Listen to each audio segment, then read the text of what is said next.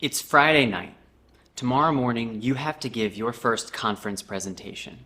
You're nervous, you're frantically working to finish your PowerPoint, and you don't think you're going to be able to get to sleep because of how much pressure you are putting on yourself.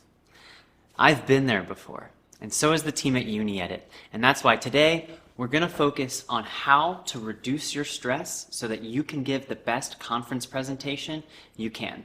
So for the best results, we're going to start 2 days in advance, and this is very important. Have your presentation finished. No corrections, no edits, no adjustments. Finished.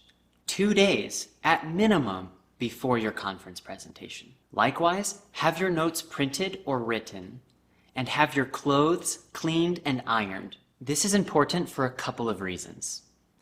If something goes terribly wrong, you're prepared. If the power goes out and you can't adjust your slides, you're prepared. If the projector stops working at your university, you don't need the slides because all the information is up here. Being prepared at least 2 days in advance takes all of the pressure off of your shoulders of preparing the night before, but also you are confident that you know your information inside and out when you give your presentation. All right, another great thing to do is to talk to people. Talk to colleagues and supervisors days, weeks, and even months in advance about your presentation. Having these conversations can make you feel more comfortable in talking about your presentation. You can also get good pointers and tips on your presentation. Another great tip is to find other experts. You aren't going to be the first person presenting on this topic, so finding people in your field could really help you navigate a lot of the stresses that they've already had. Now we're moving forward, and it's the day before your presentation. We're going to focus on calming activities, such as reading. You could also do something like take a bath or do some light exercise to help calm you down. Think about what's worked in the past and plan it into your schedule. And in short, all of these things will help you calm down and sleep better. This is a friendly reminder to click like and subscribe below to support this kind of free content in the future. Now we're going to be moving to the day before your presentation. It's really important that you find your presentation location. You should learn how to get there. Find the room, go into the room, and get a feel for the room. Look at the podium and become familiar with your surroundings and visualize yourself giving the presentation. Visualization is a great tool that can help you reduce stress and prepare for your presentation without ever giving the presentation before. It's a really good trick. Now it's the night before your presentation, and you have a checklist of things that you need to do. Double and triple check all of your materials. Also double check your clothes and shoes. Pack your bag, make breakfast plans, and set 2 wake-up alarms. Even calling the front desk of your hotel to wake you up is a great option. Don't miss your presentation because you're sleeping. Pro tip. Now it's time to look at the bedtime checklist. Finish hours before you need to sleep.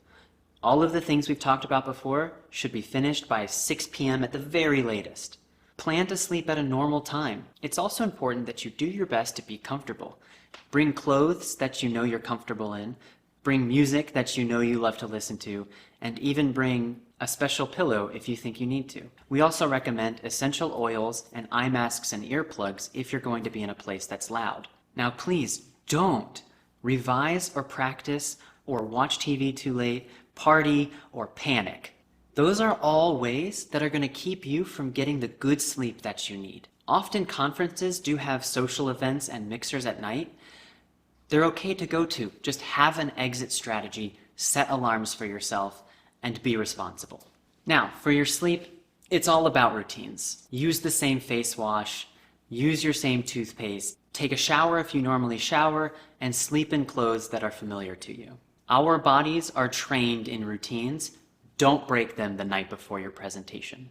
Okay, I want to talk about food for a second, because when we as human beings get nervous, we often lose our appetites, and this is not a good thing.